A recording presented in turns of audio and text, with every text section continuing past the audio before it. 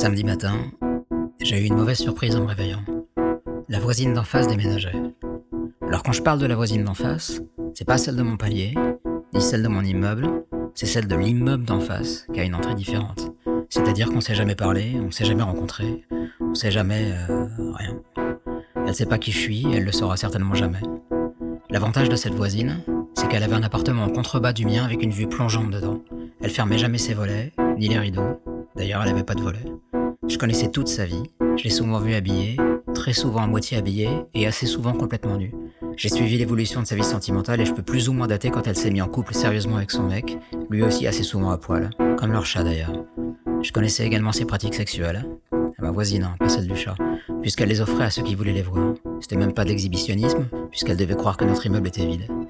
Ce qui est drôle, c'est que quand j'ai vu qu'elle partait, qu'elle retirait les rideaux des fenêtres et les cadres du mur, j'avais l'impression de me faire larguer.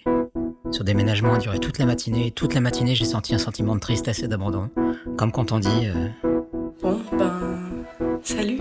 Ouais, c'est quand même assez étrange, étant donné que je la connaissais ni d'Ève ni d'Adam. Ni d'Ève ni d'Adam. Ni d'Ève ni d'Adam. Ni d'Ève ni d'Adam. Ni d'Ève ni d'Adam. Ni d'Ève ni d'Adam. Ni d'Ève ni d'Adam. Ni d'Ève ni d'Adam. Ni d'Ève ni d'Adam. Ni d'Ève ni d'Adam. Ni d'Ève ni d'Adam. Ni d'Ève ni d'Adam. Ni d'Ève ni d'Adam. Ni d'Ève ni d'Adam. Ni d'Ève ni d'Adam. Ni d'Ève ni d'Adam. Ni d'Ève ni d'Adam.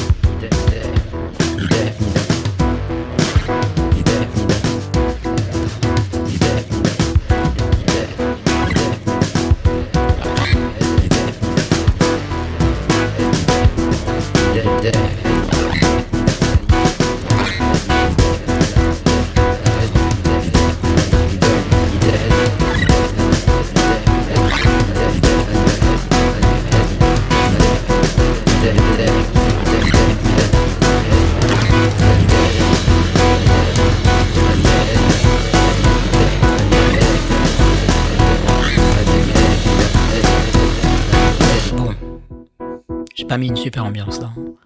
Alors pour changer un peu de feeling, je vais faire intervenir une guitare acoustique. Ça va braiser un peu mon propos. J'aime pas les départs. Déjà les miens, mais aussi ceux des autres. Mais de là à être triste pour le départ d'une nana que j'ai jamais rencontrée à moins de 30 mètres, y a quand même un problème, non? Qu'est-ce qui a bien pu arriver dans mon enfance pour en être là? J'ai regardé sur internet s'il y avait une phobie des départs. Il y a bien le syndrome du voyageur dont je suis atteint, celui d'avoir du mal à être déplacé de son quotidien. Ça me pourrit la vie le jour du départ, mais après j'en ai plus rien à foutre. Ou alors ça correspond à une peur de l'abandon. C'est peut-être ça. Ma voisine m'a abandonné. Ça a l'air d'être lié à un traumatisme de l'enfance. Pourtant j'ai eu une enfance assez peinarde. Ou alors c'est feu ma première petite copine sérieuse qui en me larguant comme une merde a créé cet abîme de tristesse insondable. Non, je peux pas lui mettre ça sur le dos.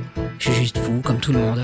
La complexité de nos cerveaux nous fait faire n'importe quoi, et moi ça se caractérise par le fait d'être triste quand je vois quelqu'un partir de son appartement parisien, certainement trop petit pour aller ailleurs, sans m'emmener, contrairement au chat de ma voisine.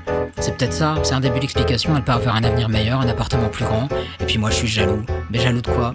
Je sais pas. C'est compliqué la psychologie.